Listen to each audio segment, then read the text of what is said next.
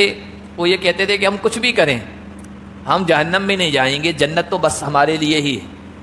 یہودی بھی یہی کہتے تھے، عیسائی بھی یہی کہتے تھے۔ پہلے پارے میں ہم پڑھ چکے ہیں، وقالت الیہود والنصارى، وقالت الیہود، یہودی کہنے لگے لن يدخل الجنت الا من كان هودا او نصارى، جنت میں نہیں جائے گا کوئی مگر یا تو یہودی ہوگا یا عیسائی، جو یہودی اور عیسائی ہوگا وہی جنت میں جائے گا، بس وہی اللہ کے لاڈلے۔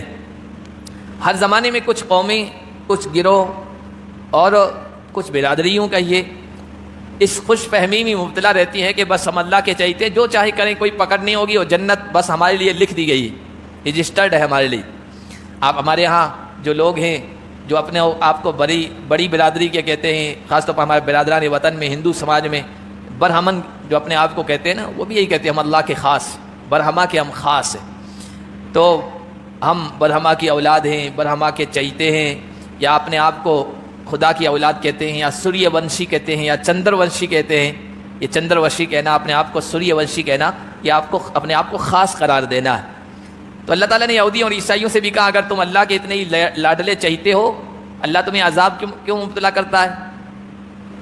اللہ اپنے چہیتوں کو عذاب میں تو مبتلا نہیں کرے گا نا، تم پر عذاب کیوں آتا ہے؟ اللہ کا پکڑ کیوں آتی ہے؟ یہودیوں اور عیسائیوں کی تاریخ اٹھا کے دیکھیں، بنی اسرائیل کی تاریخ اٹھا کے دیکھیں، ان پر آفتیں، مصیبتوں کی ایک پوری لسٹ ہے۔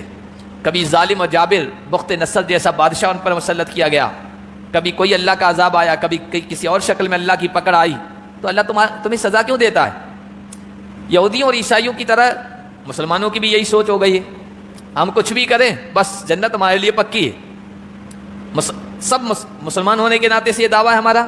دوسرا، مسلمانوں میں بھی پھر گروہ ہو گئے، جماعتیں ہو گئی، فرقے ہو گئے، تو ہر فرقہ کہتا ہے جنت میں بس ہم ہی جائیں گے، باقی سب جنت میں نہیں، جنت ہمارے لیے رجسٹرڈ ہے۔ وہی سوچ، عمل چاہے کچھ بھی کریں، عقیدہ چاہے کیسا بھی ہو، جنتی تو ہم ہیں۔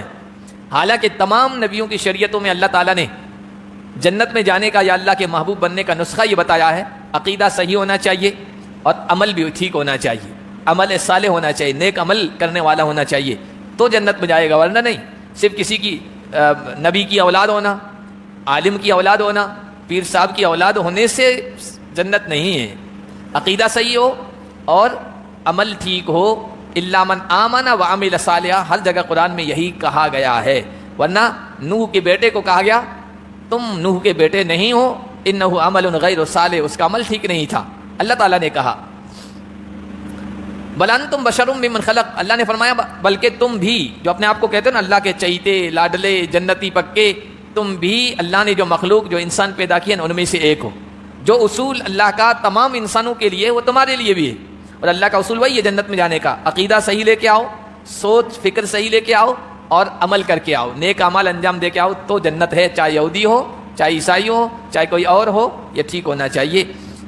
یغفر لمن یشاء ویعذب من یشاء، اللہ جسے چاہتا ہے معاف کر دیتا ہے، جسے چاہتا ہے عذاب میں مبتلا کر دیتا ہے، جسے چاہتا ہے بخش دیتا ہے۔ کا مطلب یہ ہے جو بخشے جانے کے لائق ہے، قابل ہے، اس کے اعمال ایسے ہیں، اللہ ان کو معاف کر دیتا ہے، اور جن کے اعمال ہی ٹھیک نہیں ہیں، عذاب کو بلانے والے، اللہ کے غضب کو، غصے کو اتارنے والے اعمال ہیں، تو پھر تو اللہ ان کو عذاب میں مبتلا کرے گا، چاہے وہ کوئی بھی ہو۔